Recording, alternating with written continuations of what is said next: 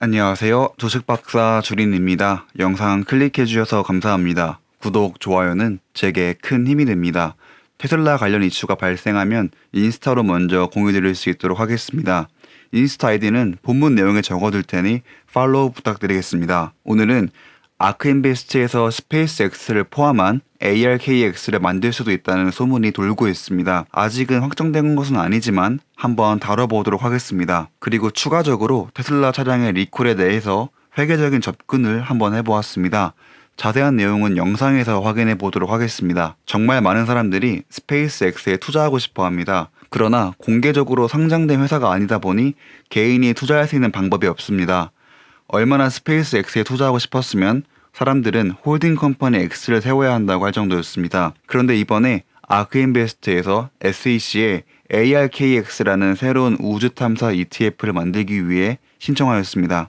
이 펀드는 우주 탐험과 혁신이라는 펀드의 투자 테마에 종사하는 기업들의 국내외 주식 증권에 투자할 것이라고 합니다. 어드바이저는 우주 탐험을 지구 밖에서 발생하는 기술 지원, 제품, 및 혹은 서비스를 선도, 활성화 또는 활용하는 것으로 정의한다고 합니다. 그렇기 때문에 스페이스X가 혹시 ARKX에 들어갈 수 있지 않을까라는 생각을 하게 되었습니다. 그런데 스페이스X는 상장 안 한 거 아니야? 그럼 못 사지 않을까라는 생각을 하실 수 있습니다. 그래서 제프라는 분도 ETF에서 상장되지 않은 주식을 포함시킨 적이 있냐고 물어보았습니다.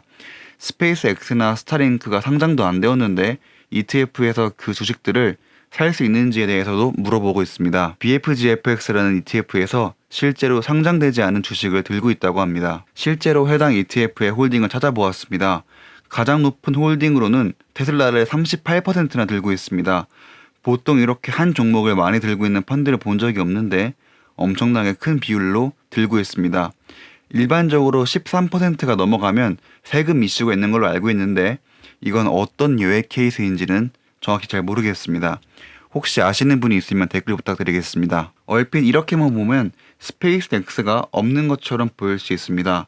우리는 보통 스페이스X로만 회사를 알고 있으니까요. 아시는 분들은 아시겠지만 스페이스X의 공식 명칭은 스페이스 익스플로레이션 테크놀로지입니다.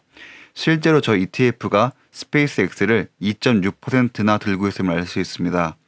개인들은 스페이스X를 매수할 수는 없지만 ETF를 통해 우회적으로 들고 있을 수 있어 보입니다. 방금 보여드린 펀드에서는 확실히 스페이스X가 포함되어 있는 것을 알 수 있습니다. 그런데 아크가 스페이스X를 ARKX ETF에 포함시킬 수 있을지는 모르겠습니다.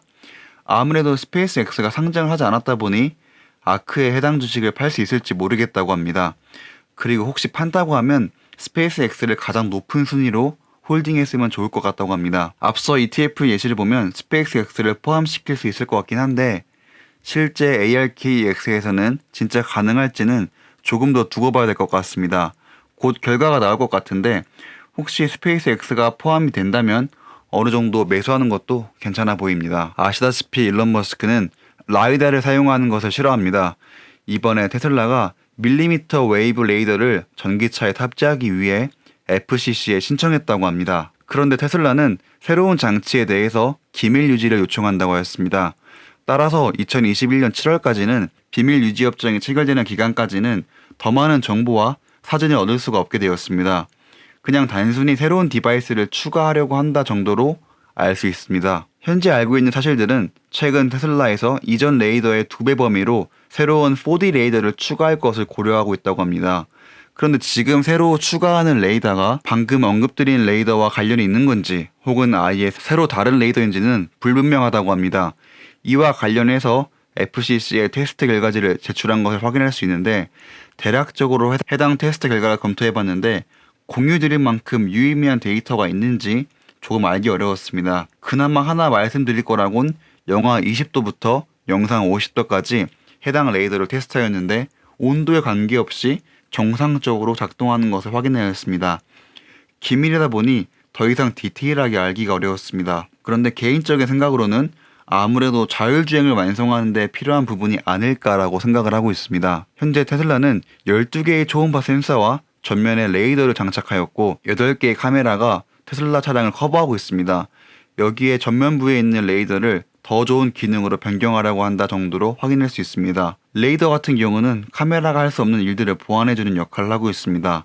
날씨가 안 좋을 때 카메라 시야가 확보가 안 되는 경우 레이더를 통해서 어느 정도 보완할 수 있으며 카메라보다 더 뛰어나게 거리를 측정할 수 있어 자율주행을 완성하는 데 큰 역할을 하고 있습니다. 아무래도 기존 8개의 카메라의 스펙은 어느 정도 괜찮은 것 같은데 이번에 레이더의 스펙을 올리려고 하는 것 같습니다. 저렇게 성능을 올리는 것은 아무리 생각해도 자율주행과 가장 연관이 있어 보입니다. 게다가 기밀 유지를 신청하였는데 얼마나 깜짝 놀랄 만한 걸 추후에 보여줄까 기대가 됩니다. 추후에 자세한 내용이 나오면 다시 한번 영상으로 만들어 보도록 하겠습니다. 테슬라의 기술력은 정말 대단한 것 같습니다. 그 중에서도 비전 관련된 기술이 현재 굉장히 뛰어난데 이번에는 프리몬트 제조 라인에서 품질 검사를 하기 위해 새로운 자동 카메라 시스템을 구축하려고 합니다. 아무래도 테슬라 차량의 품질 문제에 대한 지속적인 우려를 없애고자 도입하는 것 같습니다. 지금 테슬라에서 인재를 뽑고 있다고 합니다. 프리몬트의 조립 라인을 검사하기 위해 새로운 자동 카메라 검사 시스템의 설계와 설치를 이끌 엔지니어를 고용하고 싶어 하는데 어떠한 방식으로 검사를 하려는지 기대가 됩니다. 테슬라는 직무에 대해서 다음과 같이 설명을 하고 있습니다. 테슬라의 차량 엔지니어링 팀은 자동차 조립 라인 및 제조, 소프트웨어 시스템에 대한 경험을 적용하여 자동화 카메라 검사 시스템을 기존 제조 라인에 설치하고 운영할 수 있는 동기부여가 높은 엔지니어를 찾고 있다고 합니다.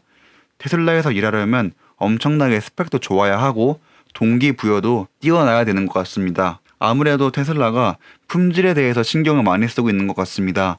수년 동안 테슬라가 품질로 명성을 쌓아왔다고 하는데 최근 JD 파워 자동차 품질 조사에서는 테슬라 차량의 품질이 하위권을 차지하였습니다. 아무래도 자동차 제조업체로서의 역사가 짧다 보니 품질적인 측면에서 지속적인 문제가 생기는 것은 맞습니다. 그래서 이러한 문제를 해결하기 위해 비전 기술을 도입한다고 하는데 어떤 방식으로 할지가 궁금합니다. 이러한 기술 도입이 단기적으로 제품의 품질을 높여줄 거라고는 기대하지 않아 보입니다.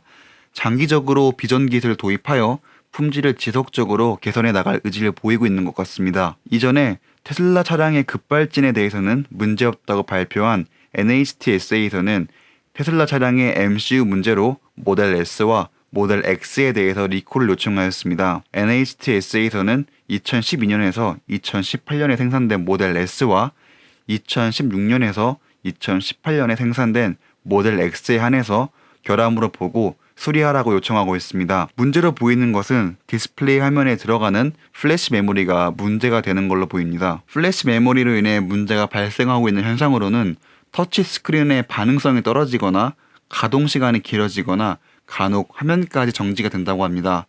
그래서 재부팅을 해야 하는 경우가 생기고 MCU 장치가 완전히 고장나기도 한다고 합니다. 사실 이 문제는 이번에 갑자기 나온 문제가 아니며 2020년 6월 24일에 기사를 통해서도 공개가 되었습니다. 이 발표로 인해 테슬라가 하루 동안 3.34%의 주가 하락을 보였습니다. 198달러에서 시작해서 192달러까지 하락한 뒤에 하루 만에 회복한 과거 사례가 있습니다. 작년에 이 문제에 대해서 앞에 기사에서 보신 것처럼 NHTSA에서 조사를 나왔고 결국 테슬라가 터치스크린의 문제에 대해서 인정하고 보증기간을 연장하였습니다. 그런데 단순히 보증기간만 연장한 걸로는 테슬라 소유주들이 좋아하지 않았습니다. 왜냐하면 테슬라 차량에서는 터치스크린이나 MCU를 통해서만 접근할 수 있는 중요한 기능들이 많은데 지금 발생하는 문제처럼 터치의 응답이 늦거나 멈춤 현상이 발생하면 그런 중요한 메뉴에 접근할 수 없게 되고 이를 안전 문제의 영역으로 보게 되었습니다. 그래서 NHTSA에서는 테슬라의 보증 변경에도 불구하고 리콜을 요청하고 있는 상황입니다. 테슬라가 NHTSA에 공개한 공식 데이터에 따르면 모델 S와 모델 X의 MCU 고장률은 특정 제조 기간 동안 30%까지 높았다고 합니다. 이 말은 다른 기간 대비 30%가 높았다는 게 아니고 정말 10대를 생산하면 세대는 고장났다는 뜻입니다. 굉장히 문제가 되고 있는 수치입니다. 예전에는 보증기간 늘려주는 것으로 어느 정도 타협이 된 것 같으나 이번에는 공식적으로 리콜 요청하였습니다. 총 15만 8천 대의 모델 S와 모델 X 차량을 리콜해야 하는데 테슬라는 2주 내에 입장을 표명하거나 혹은 리콜을 수락해야 합니다. 이번 문제는 확실히 안전과 관련된 문제다 보니 빠르게 인정하고 리콜한 뒤에 수리를 하는 게 맞아 보입니다. 그리고 이러한 문제들이 왜 대체 발생할까에 대해서 고민해보고 추후에 개선해 나가야 되는 문제 같습니다. 한두 번은 문제가 발생할 수 있겠지만 지속적으로 되면 리스크가 됩니다. 과거에 이런 문제가 발생했던 사람들은 부품을 교체하기 위해 1,500달러의 비용이 들었던 것 같습니다. 과거에는 NHTSA에서 공식적인 리콜 요청이 없었기 때문에 해당 비용을 내고 교체한 사람이 있었을 것입니다. 터치스크린에 문제가 발생하자 기존에 사용하던 MCU를 사람들은 MCU2로 업그레이드를 하였고 자신들의 돈을 직접 내서 교체하였습니다. 그리고 더 큰 문제는 MCU2로 업그레이드한 사람들은 2,500달러의 비용을 사용하였습니다. 기존에 교체만 한 사람들은 1,500달러를 사용했고 업그레이드한 사람은 2,500달러를 지불하게 된 셈인데 나라에서 공식적인 결함으로 인정하였으니 테슬라는 아마 해당 비용을 상환해야 될 것으로 보입니다. 만약 테슬라에서 비용을 상환해야 한다고 가정을 해보겠습니다. 차량 수가 15만 8천 대이고 모두가 MCU2로 업그레이드를 해서 2,500달러를 사용하겠다고 가정해 보겠습니다.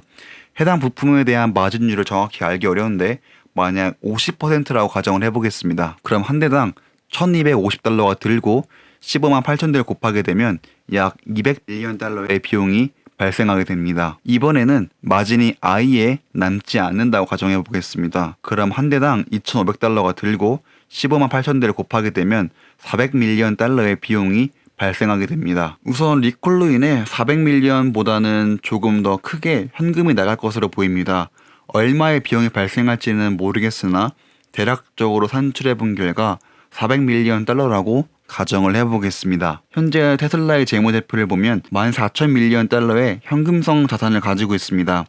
지난번 유증을 한 덕분에 현금 및 현금성 자산이 엄청나게 많이 증가한 것을 알 수 있습니다. 아직 4분기 재무제표가 나오지 않아서 최근 데이터는 조금 알기 어렵지만 비슷한 수준으로 현금을 들고 있을 것 같습니다. 테슬라 차량 소유주에게 모든 비용을 환급하더라도 현재 가지고 있는 현금의 약 2.7%에 해당하는 현금입니다. 회계 처리 방식은 어떻게 할지 모르겠으나 만약 매출 원가에 들어간다고 가정을 해보겠습니다. 2020년 3분기 기준으로 총 매출 원가 비용은 6,700밀리언 달러입니다.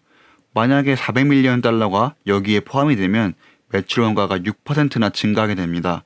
매출 원가가 증가한다는 것은 결국 영업이익이 감소한다는 것인데 생각보다 비중이 크다 보니 리콜하게 되면 2021년 1분기의 영업이익이 조금은 적게 나올 수도 있겠다는 생각이 들었습니다. 물론 회계 처리 방식에 따라서 영업이익에 영향을 줄 수도 있고 안 줄 수도 있습니다. 아직 구체적으로 정해진 게 없으니 참고 삼아 봐주시면 좋을 것 같습니다. 현금 및 현금성 자산은 테슬라의 입장에서는 충분히 많기 때문에 테슬라 차량 소유주들에게 현금으로 상환하는 것은 크게 문제가 되지 않습니다. 그런데 만약 해당 비용이 매출 원가에 포함되게 되면 2021년 1분기의 영업이익이 생각보다 낮게 나올 수 있겠다라는 생각이 들었습니다. 물론 엄청나게 높은 비율은 아니기 때문에 큰 리스크는 아니겠지만 계획에 없던 리콜로 인해 어닝에 안 좋은 영향을 줄 수 있겠다는 생각이 들었습니다. 프리몬트 공장에서 비전 기술자를 도입해 제조의 품질을 높이겠다고 하고 있습니다. 그런데 비전 기술을 어떤 식으로 도입할지는 모르겠으나 과연 저런 터치스크린과 MCU의 문제점도 잡아낼 수 있을까라는 생각을 하고 있습니다. 아무래도 외관과 관련된 순수 자동차 제조는 잡아낼 수 있겠지만 안에 들어가는 부품까지는 비전 기술을 도입하더라도 잡아내기 어려울 것 같습니다.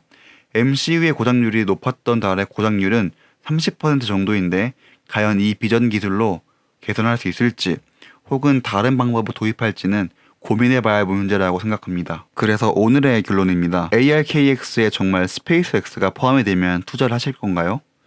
과연 몇 %나 포함이 될지는 모르겠으나 저는 ARKX에 소액 정도 투자를 해볼 생각입니다. 아마 스페이스X라는 기대감 때문에 초반에 상당히 많은 매수세가 있지 않을까 생각합니다. 아직 결정된 건 하나도 없으나 스페이스X에 투자하고 싶었던 개인들에게는 좋은 기회가 되지 않을까 생각합니다. 오늘도 시청해주셔서 정말 감사합니다.